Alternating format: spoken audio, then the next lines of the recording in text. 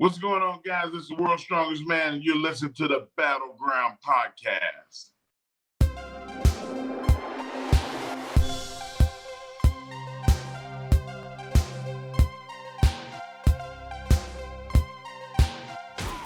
What's up, you guys? Welcome back to another episode of the Battleground Podcast. A very special episode today, but before we bring our guest in, let me bring my tag team partner in Eli. Eli, my man, what's up? Found some guitar strings. There you go. Real quick, before we get into some business, if you can, please make sure that you're following us on Instagram at Battleground Podcast. We are on Twitter, Battleground IHR. And of course, if you want to pick up official Battleground Podcast merch, whatamaneuver.net. But let's go ahead and do this. We've had this guy on our show before. I talked mad stuff to him. He threatened to choke me out. He came into the studio and choked me out in the middle of our interview. Let's bring back Mark Henry joins us again on the show. Mark, my man, what's going on? What's going on, guys? You recovered, so I did recover. You'd be surprised how long it took him to recover. Like, we're talking about like just a couple weeks ago. So I asked, I sent an email to our president of the company. I was like, do I get workman's comp for this? Because I got hurt during an interview. So no, it fits into the stupidity rules. Exactly. Anytime you challenge somebody that you know can rip your face off, you know, you're not entitled to workers' comp. if it's self-inflicted, they don't You got to go read for the it. small print. Yeah. Exactly. Before we get into some wrestling talk, I want to talk about some football real quick. Of course, with Big 12 officials aiming to crack down on taunting in 2021, especially doing this. How do you feel about that, being a Texas man? You know what? I think it's all in fun. Like, everybody gets bent out of shape about it. It just makes it more important when the teams lose that do it to me. Yeah. And it's kind of funny because like Baker Mayfield's going at it, and now you're working with Jim Ross, who's a big Oklahoma guy. So it's kind of fun to see, you know, Texas, Oklahoma, that rivalry. But it should be an interesting thing. Losers that do it the most. Right. I just never understood all that stuff. I mean, like, you've been doing that stuff since, I mean, I was in kindergarten and playing t-ball, and if I hit if I got a triple, like you've always done that stuff, and you know, I kind of get like maybe speeding the game up or something, but like, I mean, like, bro, like when we go to these games, we know we're gonna be there all day, so like, I don't care if someone want to have fun. Yeah, you want to have fun. Like, why are you putting a leash on the athletes? I don't know. I don't get it. And you know, speaking of fun, AEW Fyter Fest is happening night 2 in Garland, Texas. Homecoming for Mark Henry. By the way, you can still purchase tickets, AEWtix.com, for all of our Dallas, Texas, everybody around that area listeners. Definitely get your tickets, AEWtix.com. So the question, Mark, big story that came out before your surprise jump to AEW. Nobody knew. Even I'd listened to Busted Open and still had no idea this was happening. You were getting into shape for your final match. Where do we stand with that, and could it possibly happen in AEW? Well, it's definitely going to happen in AEW. It's not going to be anytime soon. I think I want to be 100%. I'm still nursing injuries from 4 years ago. Like, the wrestling business is a tough business. It's not meant for everybody. Being in my home state, it would be cool to be able to do that, but just not at this current time. I'm here in Austin. I can't wait to get up to Garland, 3-hour drive, and I'll be jamming the whole way there.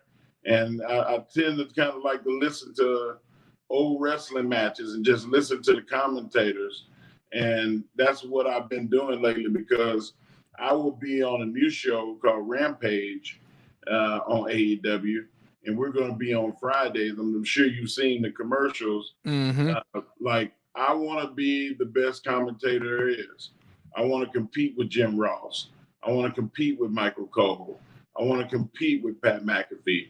And we're going to have a good time doing it. I think that fans are going to come away from it seeing Mark Henry a little differently.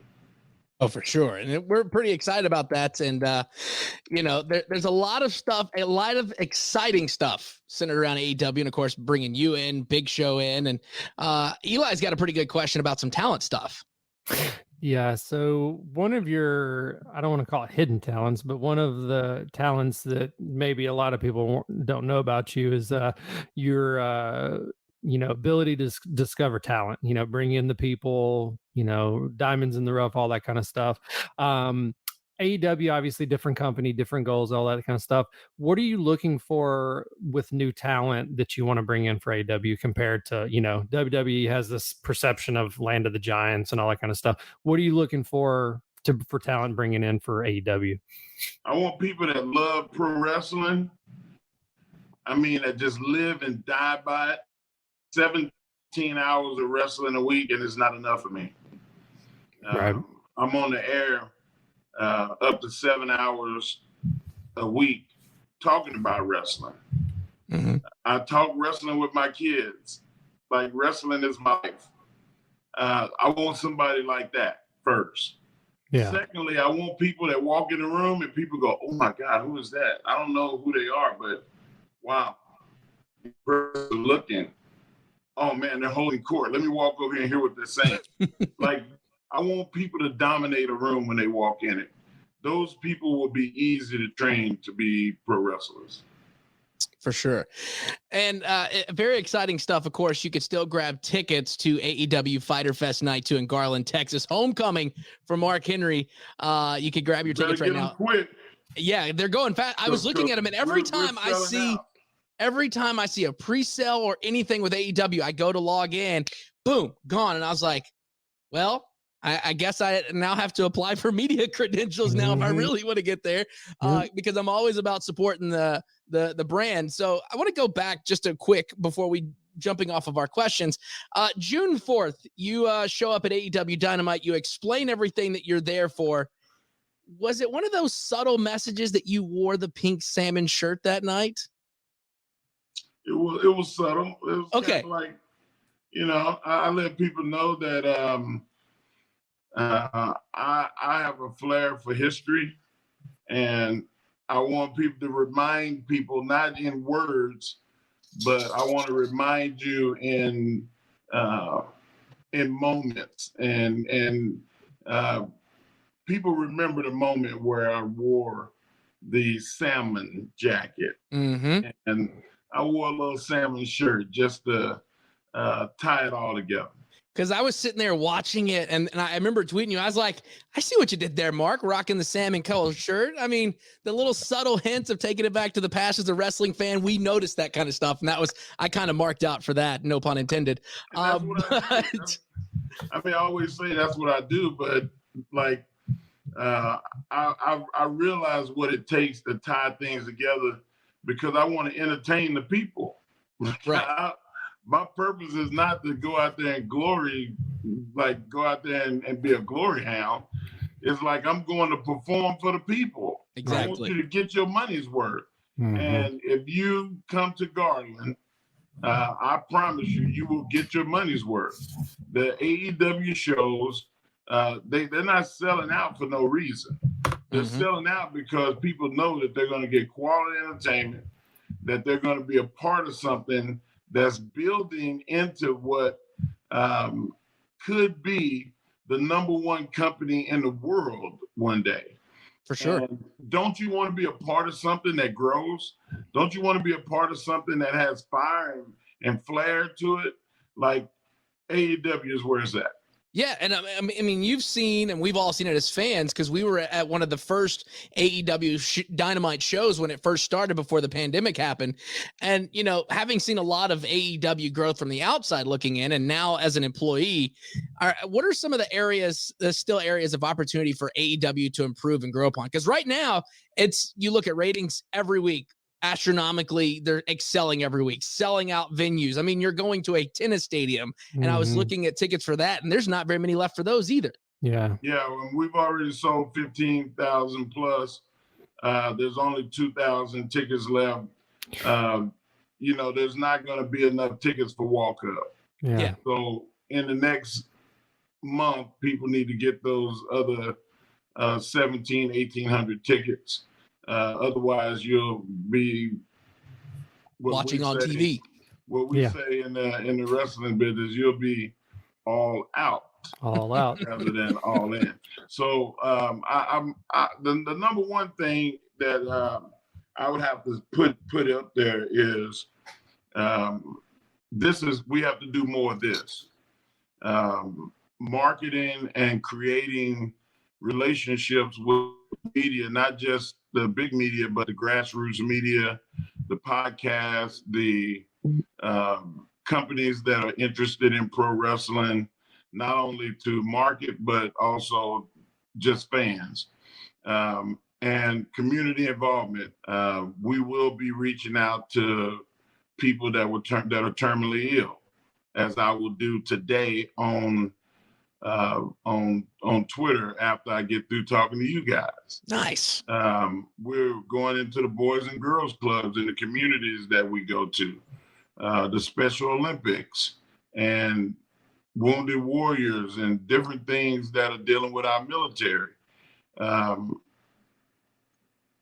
There's something coming up in Jacksonville where the police officers that train the canines, like we're gonna go and big up those guys. And oh wow, that's awesome. So it's like we're gonna touch everything that we can in the communities that we go to let people know that we're not just trying to take, we're trying to leave an impression, we're trying to give as well. For sure. Do you ever I mean, I think this is kind of an obvious answer, but do you see AEW kind of eventually, not only having, I don't know, there's various opinions, but what AEW calls the WrestleMania, but do you see there being a kind of a fan experience, kind of like what WWE does with like a kind of a week-long event leading up to the big pay-per-view and maybe, eventually a Hall of Fame, but also just the fan experience you get when you do the big, huge shows like the WrestleMania? Do you see that kind of coming to life? You know what, man? Like that is definitely going to happen. It's already in the works. We will be in Chicago September 1st through the 5th, and that's going to be our quote-unquote WrestleMania week. Like there's going to be softball games against people in the community, fan fest, autograph signings, like wrestlers doing every podcast you can imagine to be done. There'll be some symposiums with talent as well as myself, trying to break down why we do what we do and when we're going to do it. Nice. That's awesome. Sure. And then you get a big blowout show on September 5th. Well, I went to All In and the first All Out, and they were incredible events. I had a blast at both of them. And it's going to be at the Rosemont. Oh, right. Yeah, so, that's killer. Get those tickets too. Let's see. So you're kind of in an interesting spot now in the sense that with AEW, there's really no doors in the sense that they're working with a lot of different companies. Looking back on your WWE career and now seeing all these other brands working together, do you ever look back and wish you'd kind of ventured out more and maybe work for New Japan or work for AAA or done something, or are you kind of proud of the fact that you stayed with the WWE for as long as you did? No, I wish that I could have spent a little bit more time working in Japan and working in Mexico, but I traveled all over the world. I went to those places. It just wasn't an extended amount of time. Right. You go into Japan for 2 days, you work a couple of places, Yokohama, Tokyo, get back on the plane and come home. Right. We did Monterey, we did Mexico City, we did Pachuca, we did Puerto Rico, we did Dominican Republic. We would go up to Canada and do every province, all the way from Toronto.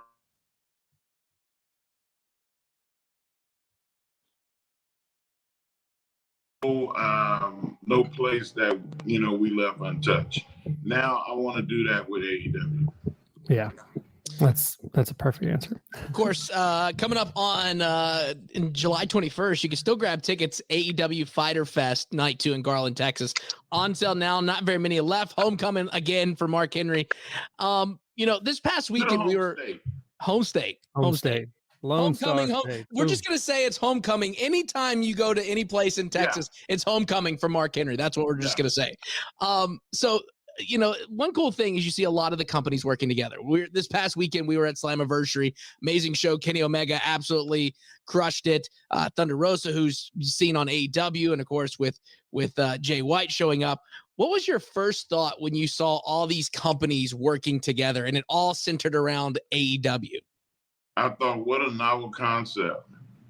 Give the fans what they want and not have it be one-sided. And I think that coming up is going to be real interesting to see a relationship between Jay White and Kenny Omega. What's going to happen? Jay White pretty much ran Kenny out of the Bullet Club and out of Japan, and now here they are back in America where people can see him on a week-to-week basis at Impact. So this is going to be good, man. It's going to be good for pro wrestling. Because, when we were sitting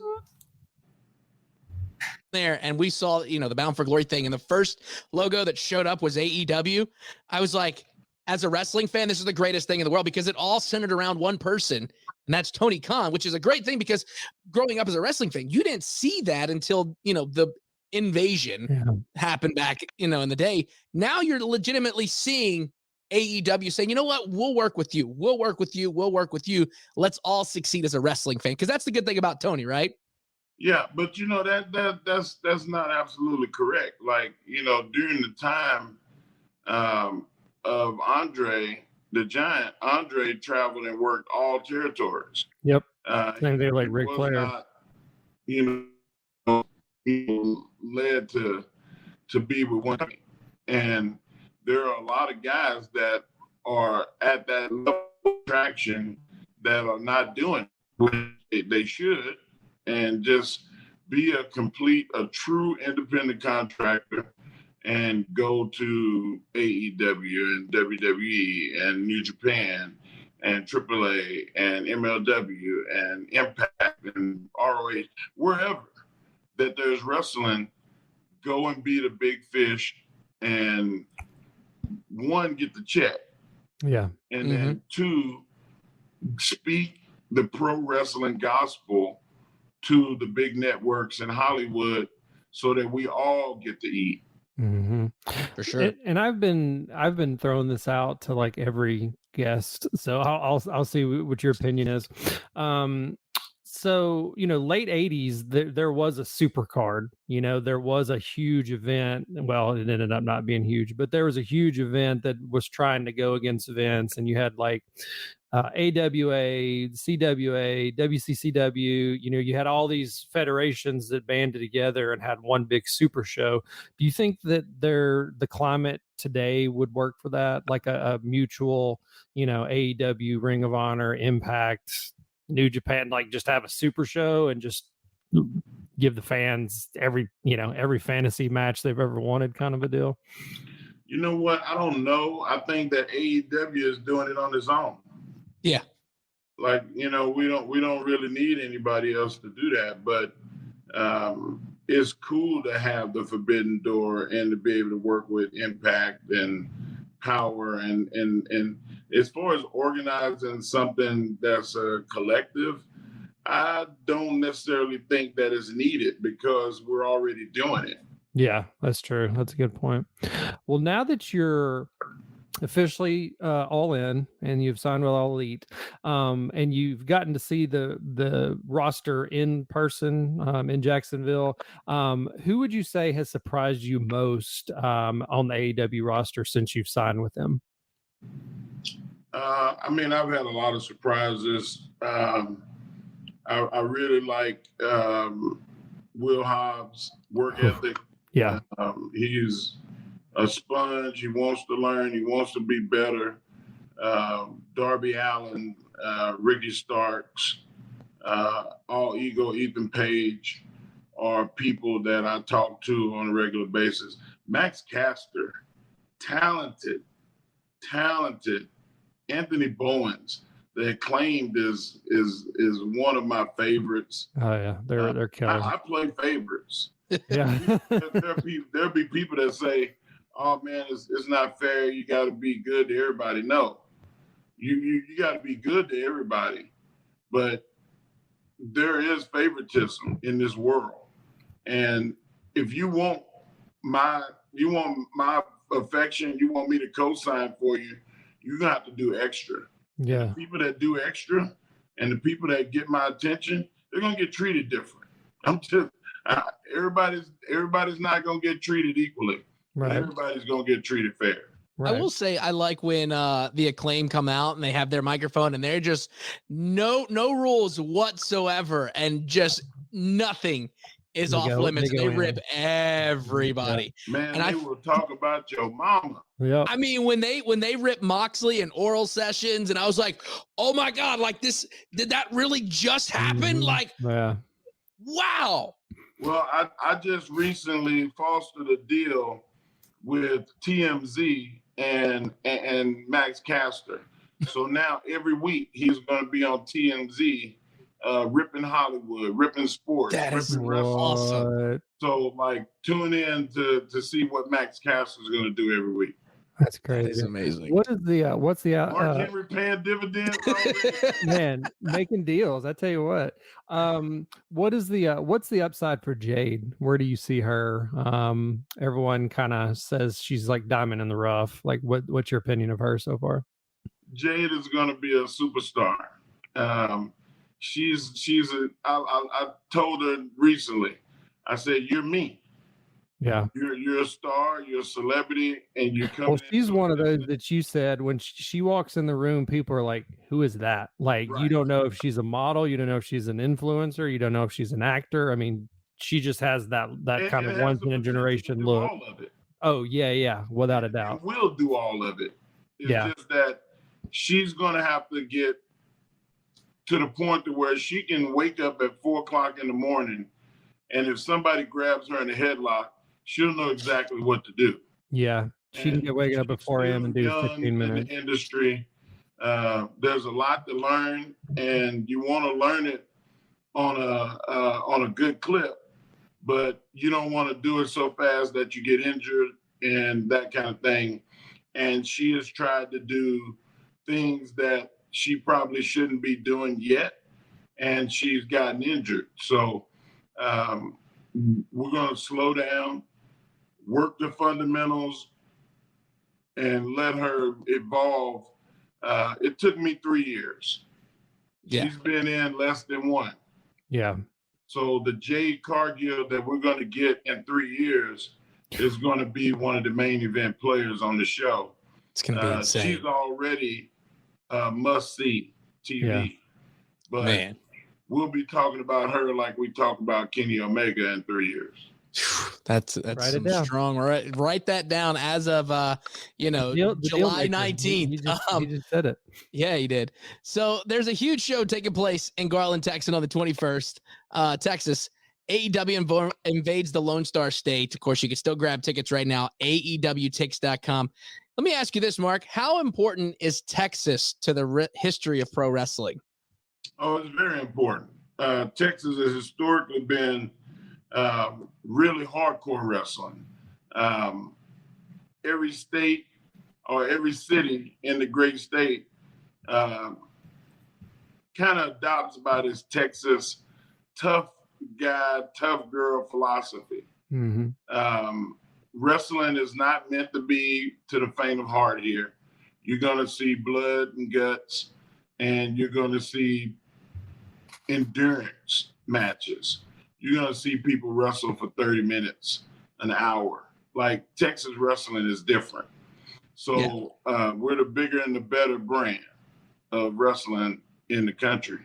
So I see AEW every time that we come to Texas, we try to give Texas fans what they want, what they've seen for 100 years. And I don't think there's going to be any different. AEW is open to historical references in pro wrestling, and I know that we're going to get it done. For sure. Did you watch World Class growing up, or was there another wrestling? I did. I watched World Class. I watched Mid-South. Every now and then, you get Paul Bosch as well as Fritz Von Erich. We get Dallas, Houston, and Louisiana in the little area where I was. Nice. I think I watched more Mid-South because it was from Memphis. So you'd have some Memphis guys going to Texas and Texas guys going to Memphis. But we eventually got World Class towards the end of their run, like the last 2 years when they kind of went huge and then they kind of sank. But yeah, you're right. It's a different breed of wrestling and mentality down in Texas for sure.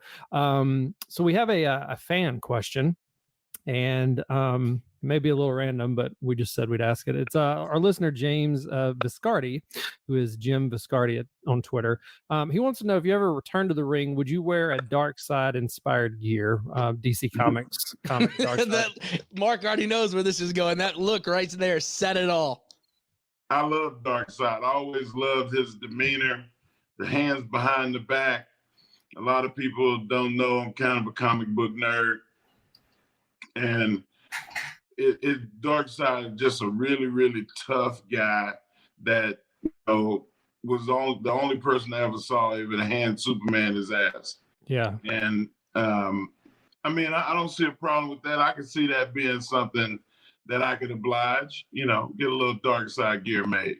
Did you check out the Snyder cut of Justice League and see Dark Side in it? I have not, but that's one of the things I have on my list of stuff to do when I don't have 17 hours of pro wrestling. Yeah, when you're not making deals for everybody. Have you made any headway of trying to play Dark Side in a Justice League movie yet? No.